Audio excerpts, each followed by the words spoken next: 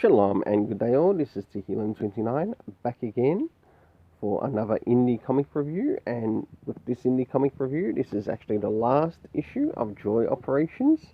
My goodness, 5 issues. I almost thought this was 6 issues until I read the end at the end of this one. And I must admit, I have actually enjoyed this series of Joy Operations. And I definitely look forward to when the trade paperback of it comes out. It's nice to actually read something of Brian Michael Bendis's and enjoy it. Because for myself, sometimes it can be a rarity, especially when you're checking out some of these mainstream comics. Alright, starting off with first things first. Does this cover, in any way, shape or form, connect to something that's happening inside of the story? Sure enough, it does. And with the great work done by Stephen Byrne, I gave this cover an 8 out of 10. Yeah. This cover is burning. Now it's time to move into the internal art, which we'll get to see some of the things happening inside story-wise and what's happening with some of the characters. So we'll have a look at the art around the beginning as well as the middle, and move last but not least towards the end. Now this is some of the art around the beginning, to which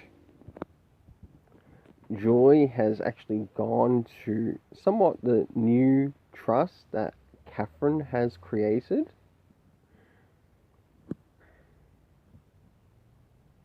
And basically handed herself in, whilst those at the Peachtree Trust, which you learn on the very first page, are a little bit unsure with her doing what she's doing, and I definitely like that. I'll now move towards the middle. Now this is some of the art towards the middle.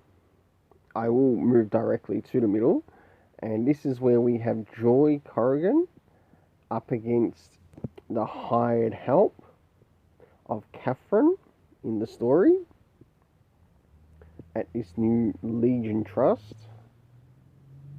As we jump towards the middle of the story, I must admit, I really enjoyed this. Yes, this is some Brian Michael Bendis storytelling without him giving us lots of word bubbles. In this case, no word bubbles. This is the next page from that one. Absolutely incredible. And this is as we start to reach towards the end. And Catherine cops it. And last but not least, the art towards the end. I must admit, I really enjoyed this story. I can understand why some people didn't enjoy it, but for myself, I did enjoy it. So, for the internal art, I gave this 8 out of 10. That's right, 8 out of 10, just like the cover. Now it's time to move into the story. Now, as you know, there are personal things that I enjoy in my storytelling. And first things first, did we get any comic references? No, we didn't. But did it affect the story rating, or the rating that I gave the story? Not a lot. Time, it probably could have been covered in it. But did it affect the story? Not much at all.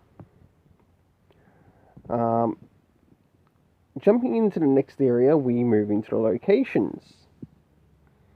Of course, when you begin the story, we start off in the area of the Peachtree Trust, and then we move into the new Sylvana Legio Trust, which is that trust that was hinted at the beginning of the series.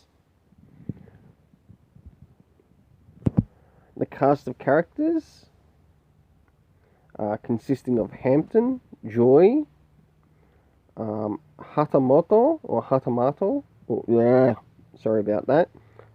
Hatamoto. We also had Catherine, and last but not least, Joy's family. And I also forgot to add in there those of the Peachtree Trust who were there. So overall, I really enjoyed this story. It was really nice to see some parts in this story which didn't have any word bubbles, and Brian Michael Bendis let the artist help um, show us the story in action and not in word only, because I really helped that. That really helped the story grow even more towards the end.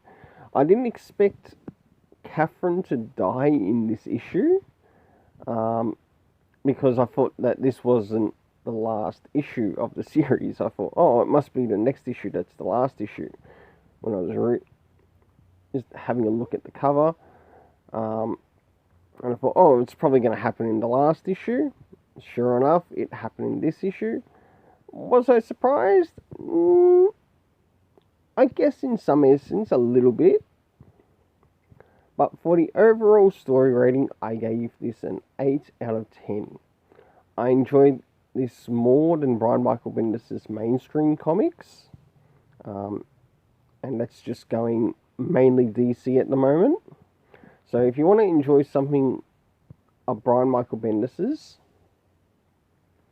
that isn't any of his mainstream, I recommend you pick this up. Well, until then, let's keep it colourful and have yourself an awesome day.